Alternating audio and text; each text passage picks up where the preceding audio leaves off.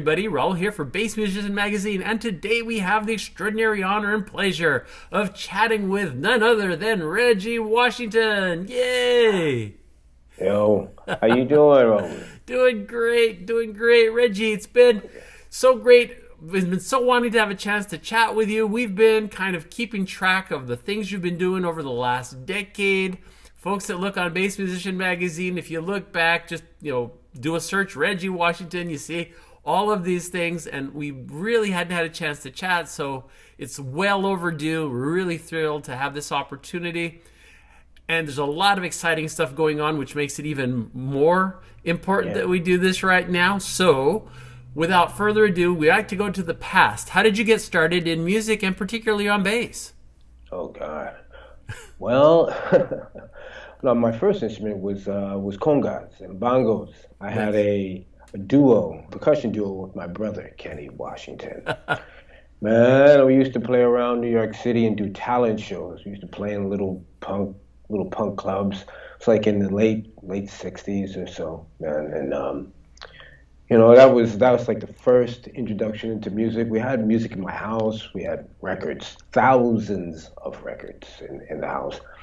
And my father used to play them. Big band, Bird, Train, all the singers, Joe Williams, Billy Eckstine, Arthur Prysock.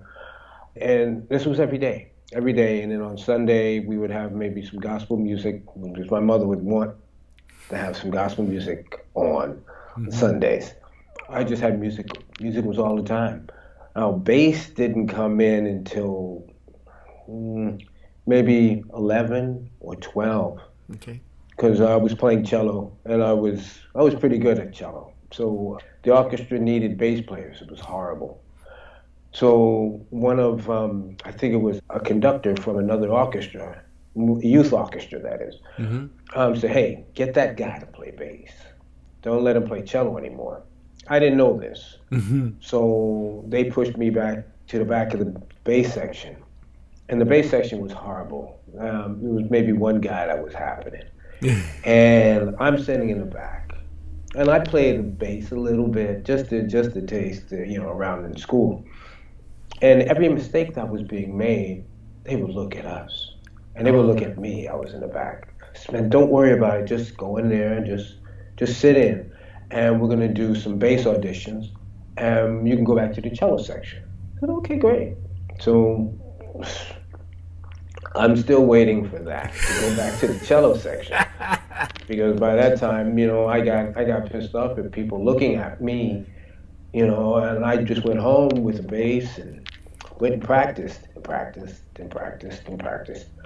And then I didn't really look back. I just kept playing bass, and I played cello a little bit, But I haven't played cello in at least 25 years, 30 years. There you go. Yeah, so I was playing bass. We were playing on the street, in the early 20s. Played at Central Park, Washington Square Park, in front of the World Trade Center. We used to have the battery-powered amps. What was the mouse? Or if you put two mice together, you put the batteries together and you put it in a larger thing, we call it a rat. And I could play bass through it, and we would play everywhere. In fact, we were some of a group called Moment's Notice. We used to play what they called, what was it called? Music Under New York. It was Muni, early 80s. And we used to play there, man. That was fun for the early years, man. Gotcha. Well, and kind of going back to in your development and learning, so it sounds like a lot of it came from school. Did you pursue any additional studies? Yeah, there were a lot of competitions, a lot of opportunities to get scholarships to play in these string ensembles, and a lot of youth orchestras in the 70s were happening. And I was playing cello back then, but there were no real serious opportunities for a young black cellist in the 70s to go into the orchestras or the sinfonettes or anything like that. It's very seldom you can get work on Broadway and stuff like that. That didn't really start happening for me until early 80s or so. It was was playing cello in a lot of those situations in my as a junior high school student in high school from 12 to 17. I was playing both the acoustic bass and cello, Hmm. doing Broadway plays and stuff like that. And I had private lessons from several prominent cellists in New York at the time. And also with bass, who was it? William Blossom from New York Philharmonic. Took lessons from him, and then I also took lessons from Paul West, a great bassist that played with Dizzy, and Lee Morgan, wonderful teacher. At the Henry Street Settlement. And also, since I was there with him, I could also play and learn Afro-Cuban bass with Victor Venegas and Sal Cuevas. Hmm. So I was trying to get a nice, even, coating of bass from everywhere, and you had the opportunities to get that stuff at the time. And then you can put along with that a young Marcus Miller coming over to my house to learn about jazz music from my brother Kenny. Mm. So with my little silly self, I'm looking in the corner, and he was walking in with an electric bass. I said, "Ooh, hmm, What's that? yeah, what's that?" Well, that's a bass. Ooh, okay, cool. And I was, checking the instrument out. But I was playing wood, but then a whole new different thing started to blossom because of him coming to my house to learn jazz music. He was bringing like funk and you know and all the fusion stuff like Chicoria and Return to Forever. We heard Herbie and with Mike Clark and that's my Uncle Mike, Yeah. Mike Clark and Paul Jackson. So Marcus brought that stuff to the house. So when I was checking out the bass, all of this stuff was happening all at the same time. So it was like a convergence, and it was really a really fruitful time, man. And I was just absorbing like a sponge, man. So it was really great to have that, the funk on top. Well, it was jazz with the classical and with the funk on top. There we go. Yeah, and it was all crumpled up, and it was I was playing everything, and plus I could read.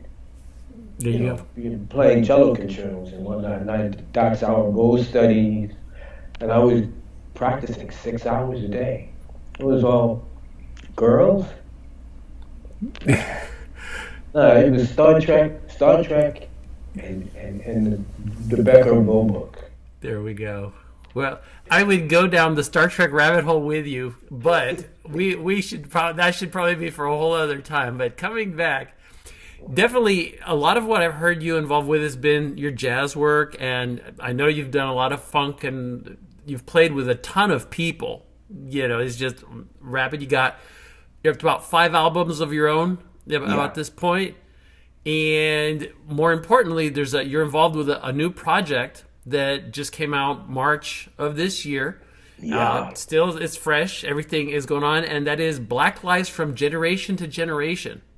Yeah, now there's so many people on this. It's such a great project. I give my wife Stephanie Calambert Washington DAP loads of credit, man, because this happened during the pandemic. When everybody's closed in, and whatever happens because of the web, and everything is just instantaneous. It definitely had an effect. Plus, we had been talking, and we see what's going on in the social fabric. Well, this is going on worldwide as well as happening in the U.S. Mm-hmm. So, and it's a different foil to be looking at it from Europe into the U.S. It's like, wow, there's some stuff that I wasn't really noticing because I was right within the polarization when I was in New York City. Sure. But coming out here, coming from Brussels, could see a lot of stuff. And then with the pandemic, that made it even worse. And once these killings, once we started really noticing killings of a habit, you started to do some research. At least I did. Mm-hmm. And then I started to go back in my memory of what was going on when I was young.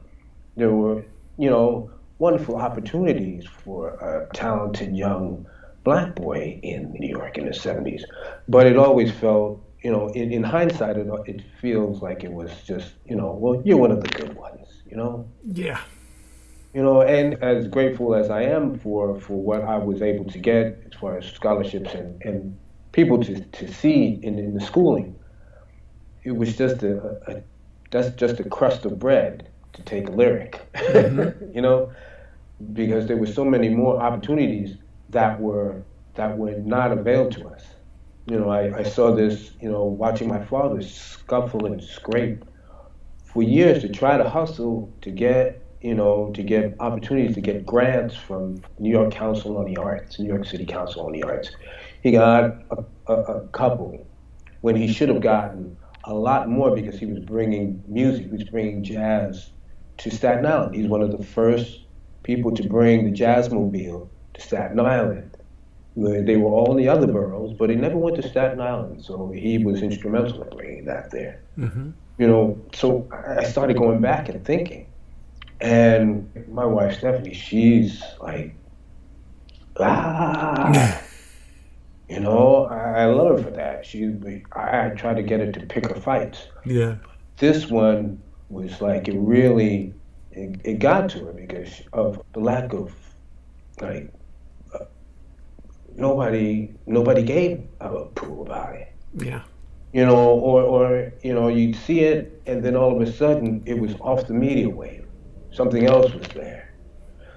So she was angry at which, well, there was Philando Castillo. There were many. Sure. Eric Garner. We had, and then when George Floyd, when that hit, and everything just went berserk, and Steph was like, we have to say something. Mm-hmm. At least with some type of, we can do this with music. You got to do this. Sure. Just come on. And I'm like, well, okay, but you know what you're biting off. And she decided she wanted to call it Black Lives, generation to generation. There are 25 artists from the U.S., from Canada, from Europe, from the Caribbean, and from Africa. And they span the age of 22 to 80. I think the 22, he'll be mad at me, but it's Emmanuel Wilkins, excellent saxophonist. And I believe the elder statesman is Oliver Lake, legend saxophonist from St. Louis, Missouri. Mm. And everybody in between, with myself included. And I should mention everybody. Mark Gilmore, Gene Lake, Federico Gonzalez Peña, Andy Milne, David Gilmour, John Paul Borelli, myself, Adam Falcon, Sonny Troupé, Christy Dachino, Tutu Puani, Marcus Strickland, Jacques Schwartzbard, Sharif Simmons, DJ Grasshopper. This is just the 15-member band that's going to be going out on tour. Wow. Yeah, there's Jeremy Pelt. Jeremy Pelt wrote a tune. Emmanuel Wilkins, Marvin Sewell, Alicia Hall Moran is on here. But it's really a huge undertaking. And what really knocks me out about it is every single tune is 20 tunes. And every single tune is good. It's something like that you have to listen to in its entirety because it takes you on a musical journey. And it was cool how Steph did this on purpose. She really was mindful of tunes and tune selection. Mm. And that goes back to, like, that's some old school type Earth, Wind and Fire and Stevie Wonder type thing, man. Being selective of where you put your, some MJ. Mm-hmm. Quincy would do things like that, and it was very mindful of ebb and flow of the music. And I think both of the CDs, the first CD makes you thirsty, and then you go to the second one, and it's taking you.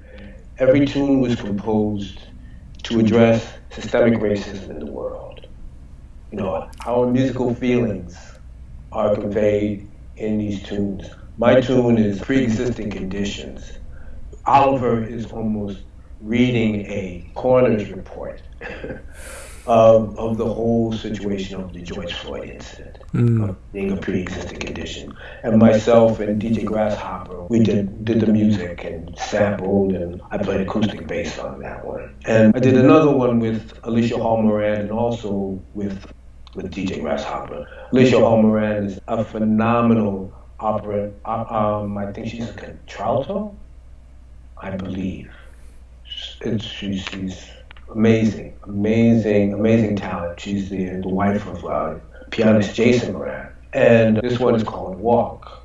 And I asked her, you know, with things that are going on now, you have twin sons. They're 16 years old. When you have them go to school, how do you feel when you let them out the door and hope that they come back to you? Mm-hmm. Convey that into the music, and she did Walk, and it's very eclectic, which gives a different flavor within this compilation of music. Absolutely. Well, and I think one of the key and important parts of this is the term, it's in the whole world. I think that's important because even though, you know, when you're living in the United States, you only see what's around you. Yep. But as you've mentioned, as you look at it from a distance, I've had the privilege of living outside of the country for 18 years of my life.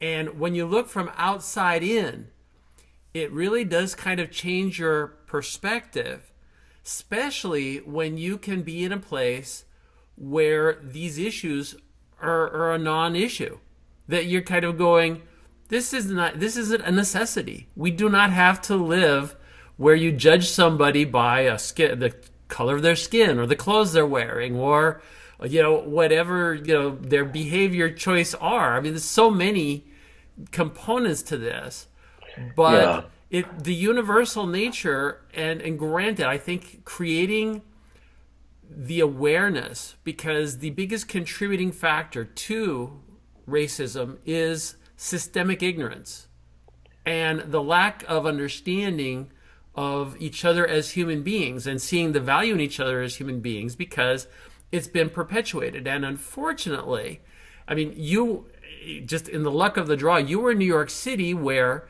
there's the melting pot. There's so many people, and it's not that they don't segregate off, because I know a lot of my Puerto Rican friends, you know, you talk about, you know, and back in the day, I played some gigs in Spanish Harlem that were exclusive for a segment of the population, you know. Yeah, and that was it.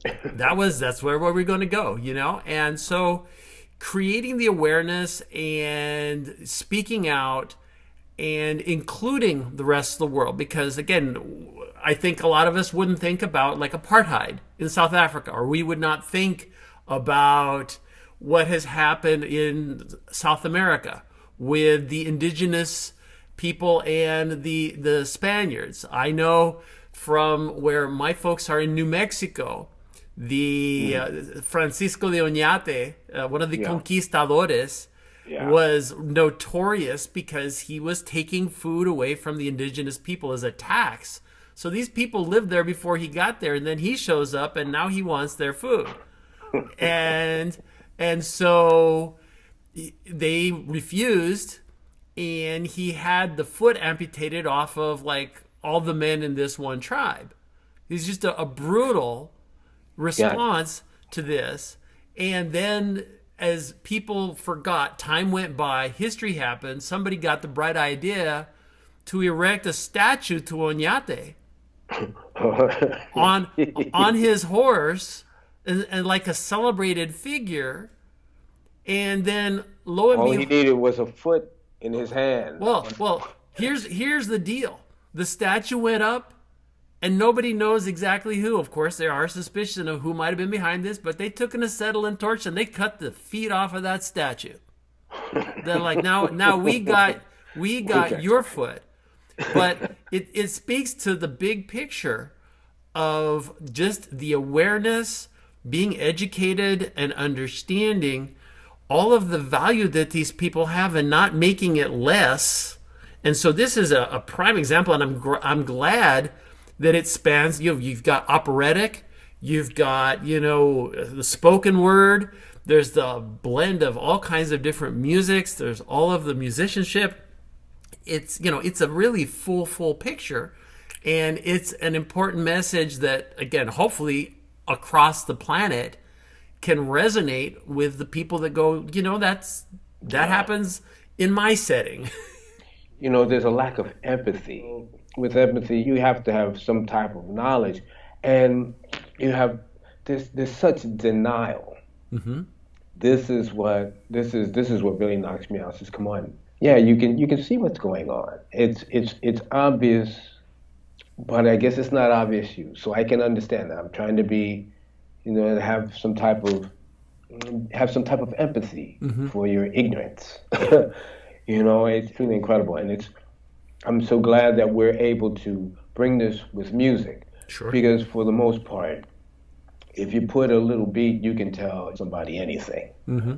But this is a total other thing. You can feel this, and you can feel all of these tunes on this double CD Mm-hmm. or vinyl, if you wish, because that is a limited edition. If you're a audiophile vinyl head, Mm-hmm. you can pick up that album also. Gotcha. Well, and I think the important part is that this will convey a message to those people that are open to it. Because, again, I think a significant part of systemic racism is willful ignorance. It is the choice of, I'm only going to see it my way, and I'm not going to educate myself. And it goes back to, the Oñate statue. If you looked at history and what he did, you would not put up a statue to him. The same way with a lot of the generals of the Confederacy in the Deep South. Yeah, also to Christopher Columbus. Oh, Christopher Columbus! I mean, he's been taking a beating, Oh, which is deservedly so. Mm-hmm. It's like, come on, man. Yeah, sure. And and I remember in social studies class, it was in 1492, Christopher Columbus sailed the ocean blue. Yeah. And all this other nonsense, but you never really heard. Like, they always gave us the impression, oh, he came here, he came to New York, and he let everybody out. Yeah.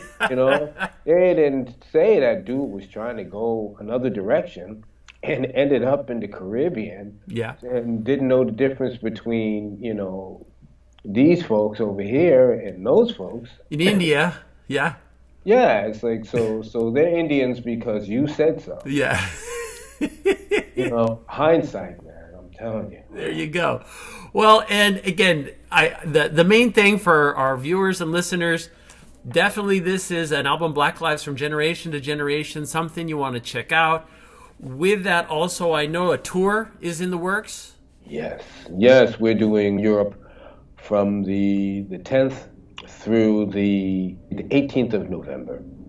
Yeah, we're doing Le Botanique in Brussels, Belgium on the 10th. Then we have a well-deserved rehearsal day on the 11th, and then the 12th we'll be in Dudelange in Luxembourg, playing at the Optischmelz Theater. And then we're gonna then there's 3 days in there where we're gonna do some recording, which will be wonderful.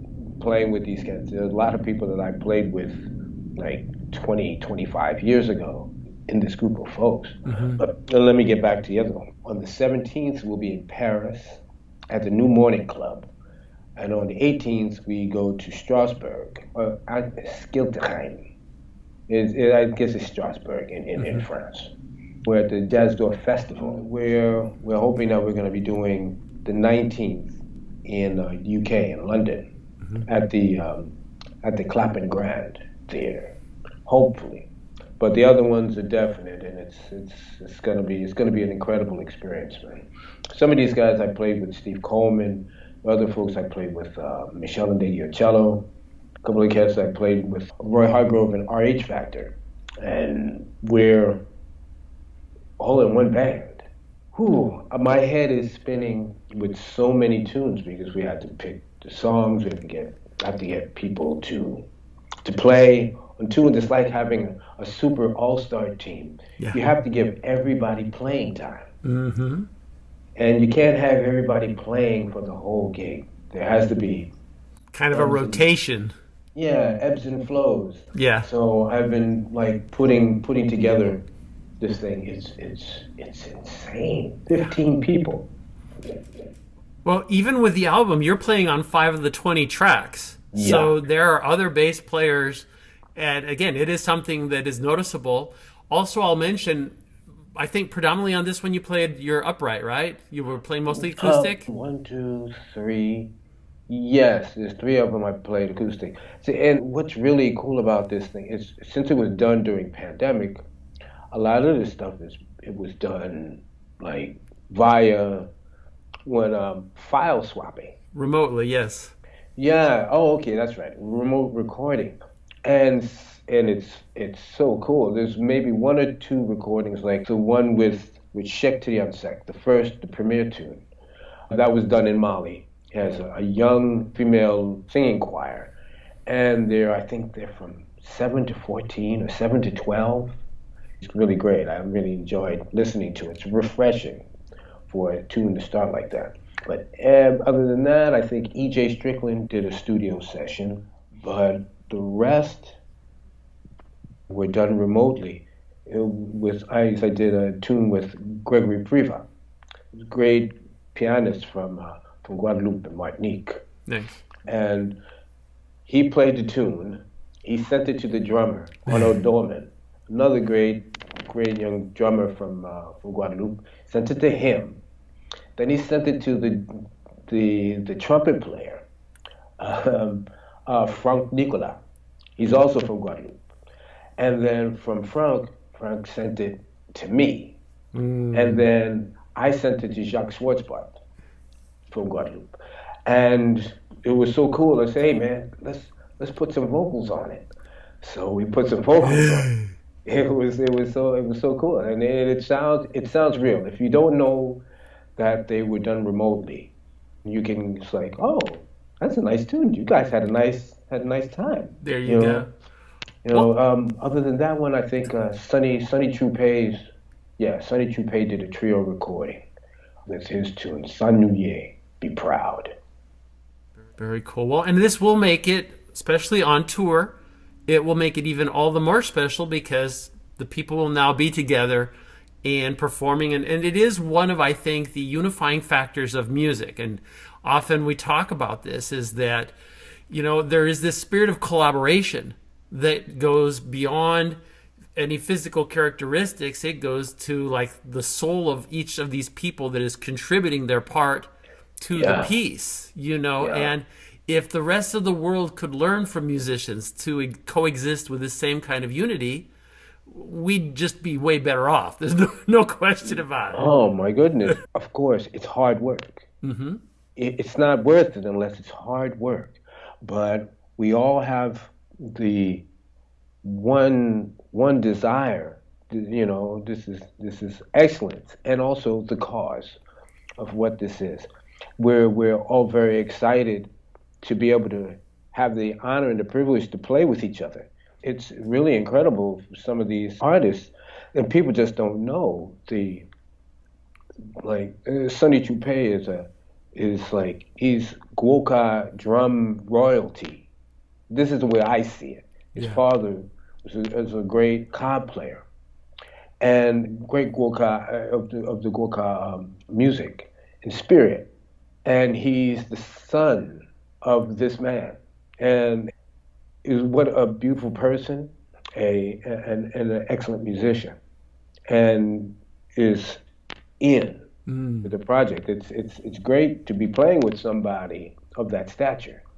We have fathers and sons, we have husbands and wives, we have all these connections to people, and putting them together to see what magic is made.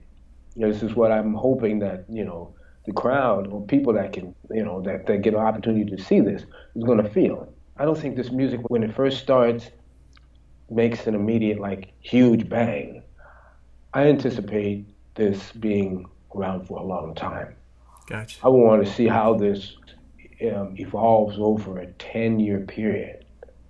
I want it to be here for a long time. And I've been a part of musical, like a musical sentence or a musical chapter that's came to fruition. It's a very exhilarating feeling, to be playing something and it'll have an effect on others.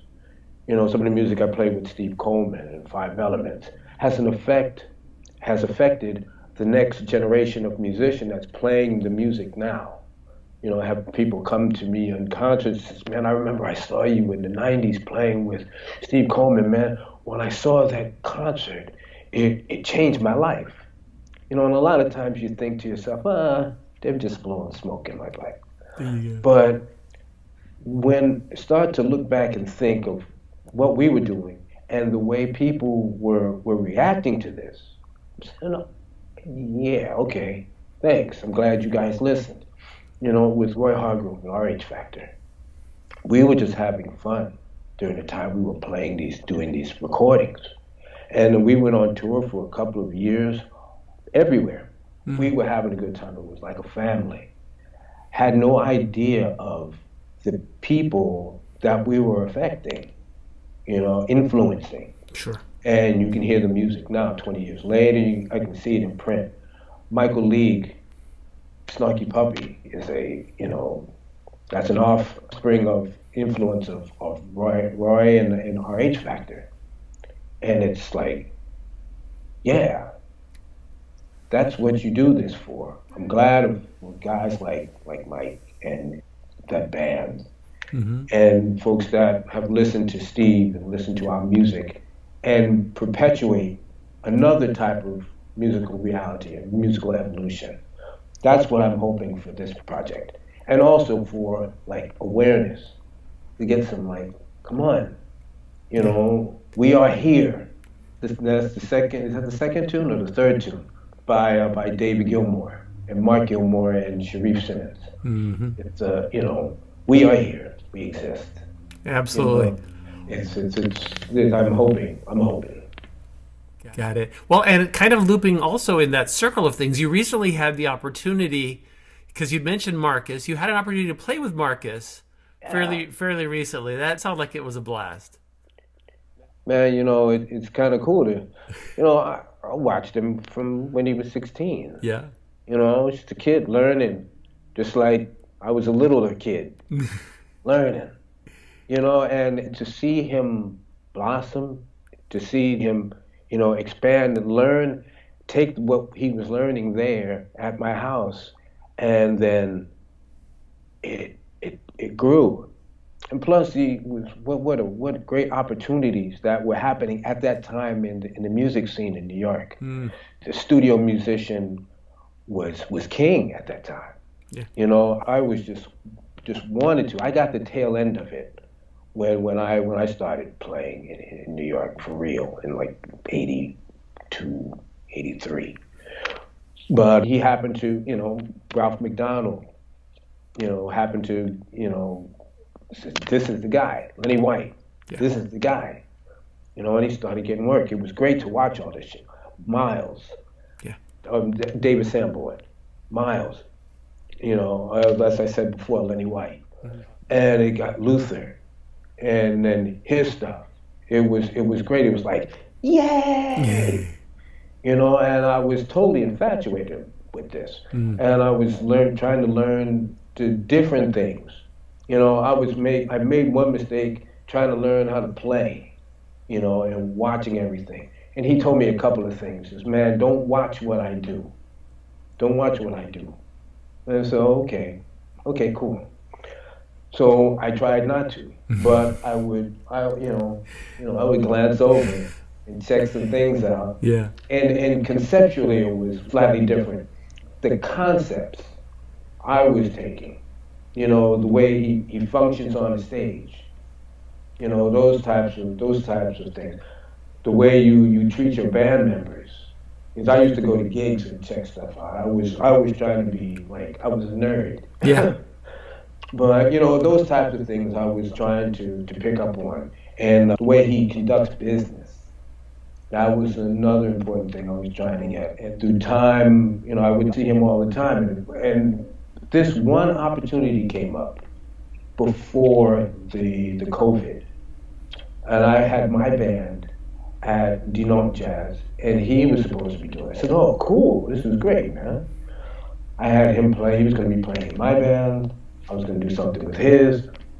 Excellent. Nice. You know, COVID came around and killed that whole festival, Man. that whole year. So the next year there was that one. It was the next year, and there was nothing. And then the year after, now this one came up, and I just happened to be doing a Black Lives interview, and one of the main directors of the festival was talking about it, and I said, "Wow, yeah, Marcus is playing in Dinant. Wow, yeah, man. Wow, too bad I didn't have it. You know, I wish that we had our concert the last time, but COVID killed it." And he said, "Oh, that's right." And so I mentioned it, and we finished the interview, and that was done. A couple of weeks after, he called up Stephanie and was like, "Hey, would you like to be a special guest on the Guest?" Yeah. Oh, yeah. Yeah. It was really cool. It was cool because you know, he could get to see me play. Mm-hmm. You know, he's seen me play on other things, but to play his music was real fun because I've heard a lot of this stuff, and to be able to play it like playing Tutu. You know, we played So What, played another one of his tunes which I love now. It's my favorite tune, El Gore. It's a wonderful tune. And my favorite tune is Mr. Pistorius, and we got a chance to play that together. You know, so it was very satisfying. It says, wow, yeah, okay, cool. And we did a little battling, and you know, I'm not a battle guy. That's not the way I'm put together. I just I'll groove you into submission. There you go. Well, and if nothing else, I would not want to go up against Marcus in a battle. It was fun, man. It was fun because he was like, come on. There you go. Make you wanna. I said, oh, okay. This is cool. Wait a second. Yeah, bet. You know, it brought back memories of like when there was that healthy competition at jam sessions. Mm-hmm. And you just like kicking each other's ass. Yeah. You got that. Yeah. You know, that doesn't happen anymore. But that brought back, you know, I was very surprised. It was almost, it became respectable because you know, if you think of it as a boxing match, I was getting my ass kicked first part. Yeah. But I regrouped. I regrouped and got my thing together. Yeah. There's some other rounds there. There we go. Yeah. We went all 12. It was cool. Very nice. I got respect. Nice. Well, and of course, I'd be remiss if I didn't mention how you're getting your sound. What are you playing on? Well, Mark bass. Voila. No, man, I got some helpful words from Jeff Berlin and Adrian Ferrad and Lorenzo Feliciati. Man, these cats were at a bass day in UK, and I was an Epiphany guy. I said, hey, man, you should check this stuff out, man. Yeah. It's a cool bass company, man. They're nice people. You should check them out. So, but it's orange. Hey, man, don't worry about it, man. This stuff sounds good. It's all right. I plugged in. This is wow. Okay, not bad. Mm-hmm. And then I got another rig when I was in London because I needed one, and they said, man, we supply you one so you can check it out. And it was a heavenly gig. It was really wonderful. I used the little Mark II 800, and what did they bring out? A 104 HR cabinet and a 102 HR cabinet. So we're like little 610s. It's like, wow, this is nice. And so I started talking to Marco and Ricardo, and at the time I think it was Peter Martin was the U.S. They were like really nice. They were nice people. Yeah. Which is almost you don't get that. It's usually here, sign this. Do you have you got a credit card stamp? Yeah. That kind of attitude. Yeah. But it was a handshake. We talked about certain things. What are your likes? Let me hear some of the music you're playing. You should check. Well, are you playing both instruments? And at the time, I was really playing a lot of acoustic and electric together. So they recommended the Little Mark II 800 has both, the two inputs, and I do my own coloring on that. I use a couple of AM 104 HR cabinets, which is all I need. Yeah. And it's really cool. I use that to double, and then they gave me this other thing that was really popular at the beginning, called the Momark, which was like movable modules. So I got the high-end modules with a 24 karat gold soldering on it, and the tube. And the tube gives it this warm, nice bite. And they got a real simple EQ because I'm stupid. Give me treble, middle, bass, and I'm good. And they had all that stuff, and that was what I wanted. I wanted to blow some air. I wanted to have some transient sound because my instrument, which is she's old. That's my girl. I use a Pfeiffer Designs bass, or Woody bass, by luthier. His name is Sherwood Pfeiffer. He lives in New York. He's from New York. It's my man. 39 years. That's another thing I got from Marcus. Marcus stick with Roger Sadowski. His guitar, that whole concept of preamp, I tried to emulate. I wanted to get that. So I talked to Woody. Woody said, I'm not going to give you exactly what Roger's doing because Roger and Woody were in fact on the same building on 49th Street where they had all the repair guys. Oh, wow. Back in the day. So I was going to Woody. Woody was on the 11th floor. And I believe Roger was on the 9th floor. So the Stars guitar box, that thing, just meant I'm not going to do that, but I'll give you something that's similar.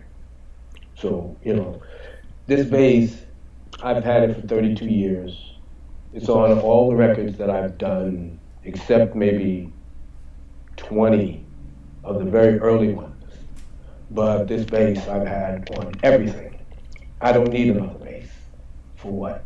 It comes on, it's loud, it has a distinct sound. I can express myself with this flame maple neck. I can beat somebody down and do the gig. There you go. And she responds. She has a voice of her own. Another thing I got from Marcus, you have to have a distinct sound. Where somebody hears a record and says, oh, that's that guy. There's Reggie. Yeah. I owe that all to Woody. And this bass records, you turn up everything, a little taste of treble, plug it in. Engineers love me.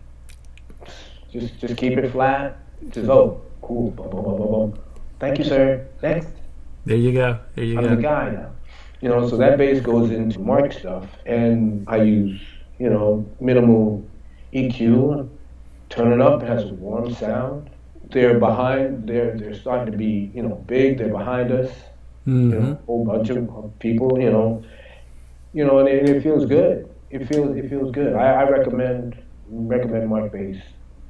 Everybody. There you go. Well, and one additional factor, because where your hands hit is on strings. Do you have a favorite string that you like to use? Well, Mark Bass has their string. I think it's what is that? The Advanced series. Okay. I've been was at let me see, since '95. I was a Art Coco string guy. Met Richard Coco, beautiful man, rest in peace, maestro. He was another nice guy.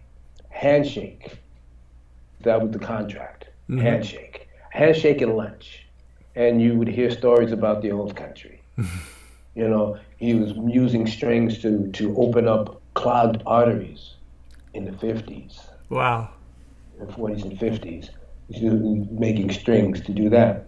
So when they started to have other ways of doing that, that became sort of obsolete. So he started making guitar strings and was making bass strings. And they were in Bloomington. I think it was Anthony Jackson and James Genus hipped me to them. And I went there and I was loving it. Now, fast forward to now, since Richard passed away and I haven't seen our Coco that much, I would believe the way they feel, those strings, I love what the advanced series of Mark bass string. There's gotta be one or two Art Coco guys in there somewhere, man. But they're really cool. Yeah, I have 45, 65, 85, 105. Advanced series. They're nice. They're definitely nice. Very nice. Well, and as we look ahead, I know we've got the tour. Are there any other big plans in the future? Man, I'm trying to, ever since this pandemic has stopped the machine. Yeah. The machine was going good. It was really happening. I have my acoustic project, Vintage New Acoustic, put out an album. I was getting love. I was going to try to do another tour with Rainbow Shadow Project. It was a tribute to Jeff Lee Johnson, one of my mentors and homies from way back in the day. Hey, everybody should listen to Jeff Lee Johnson. He's like the monk. He was the monk on guitar. Nice. And he was a visionary and a wonderful singer, composer, songwriter. An amazing, a very misunderstood cat, and he died too soon. I did 2 tribute CDs to him, Rainbow Shadow 1, Volume 1, and Rainbow Shadow Volume 2. I wanted to do that, but because of pandemic, that just closed things up. For the future, just to get the machine back going, I got something called Black Bass, the Gutter Punks, with myself and DJ Grasshopper. Maybe think about getting some guests, like, guest trumpeter, guest saxophonist, or something like that. And when the pandemic happened, we were doing a lot of communication through music. We were just ping-ponging ideas back and forth. And that started to give me an idea of some stuff. Most recently, I'm doing something with an old friend of mine, a pianist. His name is Jonathan Cryford. I used to play with him in New York in the 90s. Great pianist from New Zealand. And we're going to do an acoustic gig in a few days, in fact. Nice. We crushed a bunch of music together. We're going to go a day before and hang and talk over old times, and it's all acoustic. And I'm loving that, because it's always good to get back and play just wood. There's no electric that I can turn around and grab if I want and play. I have to stay with the doghouse. That's right. And live to the end of the gig. That is happening, and just I want to teach. That's another thing I'm trying to invest in, because a lot of the music situations that are going on worldwide, they're starting to dwindle. They start, and I'd rather do that and teach, and just to get my word out, because there's stuff to be told. There's some wrongs to be righted. Absolutely. So, yeah. Well, and hopefully with people seeing this interview, it will pique their curiosity, and if nothing else, they want to look a little deeper. And if they do, they need to go to ReggieWashington.com, right? Yeah, it's www.ReggieWashington-official.com. Okay. And you can go there, or you can go to www.jamandcolors.com. You can find me there. That's also where you can find Black Lives. You can buy the CD there. You can buy the vinyl there. You can buy the digital there. And also on all streaming mediums and all digital music outlets, you can find it. Black lives from generation to generation. Very nice, Reggie. Well, we appreciate you taking time out of your schedule to chat with us and share all your insights. Folks, check all this stuff out. You've seen him here on Bass Musician Magazine, Reggie Washington. Thank you, Raul. You are important. You are important to this community. It is certainly an honor and a pleasure to share some stuff with you. I gotta come back. Thank you. Likewise, man. Take care. Bye-bye now.